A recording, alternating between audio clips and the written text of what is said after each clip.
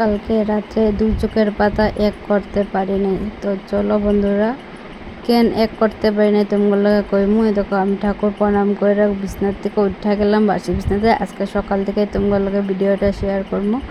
তো কেন আমার মনটা খারাপ তোমাকে কইতেছি, পুরো ভিডিওটা দেখতে থাকো। তো আমার আগে পরিচয়টা দিয়ে দিই। রাধে রাধে বন্ধুরা, আমি লঙ্কা থেকে কইতেছি, বুলটি দেপাল। ছোটো ছোটো ব্লগ ভিডিও শেয়ার করি, তোমরা সবাই পাশে দেখো, আমিও সবাই পাশে দেখো। গোবর চিটাটা দিয়ে দিলাম। আর টাউন বাড়িতে গোবর পাওয়াটা অনেক কঠিন। যতটুকু গোবর আসলো তো দিয়া দিলাম চিটা দিয়া ঘরটা মুছা লইলাম।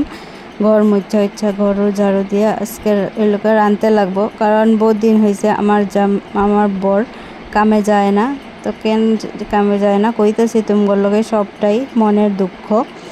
তো দুঃখটা হইলো আমার স্বামী, আমার ছেলে মেয়ে, সাথে আমারও সবার শরীর খারাপ। আমার তো দিনে ঠিক থাকে, রাত্রে হইলে জ্বর আয়া যায়। আর ছেলে মেয়ের কাশি, ছেলের পাপারও কাশি। তো কি করব, কালকে সারা রাত্র ঘুমাইতে পারি নাই এই ছেলের পাপার কাশির লেগা। কারণ ওর বহুত কাশতে কাশতে মানে দম আটকে যায় এরকম। তারপরে ওরে পিঠে ডলাইয়া ভিক্স টিক্স লাগাইয়া ওরে ঠিক করলাম। তারপর ঘুমাইলো, যা হয়তো শেষ রাতে দিয়ে ঘুমাইলো। তারপর সকালের চিন্তা, কালকে কামে যাইব, ও রাইন্দা দিতে লাগবো। কইছে যে রাইন্দা দিও আমারে, আমি বাইরের কিছু খাইমু না।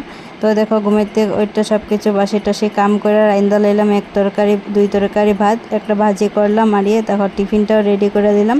আর এদিকে কালকে আনছিল স্যালাইস দিয়ে স্যালাইস ভাজা ভাত দিমু, চা দিমু। তো আমার ব্লগ ভিডিও কেমন লাগলো কইও। টাটা।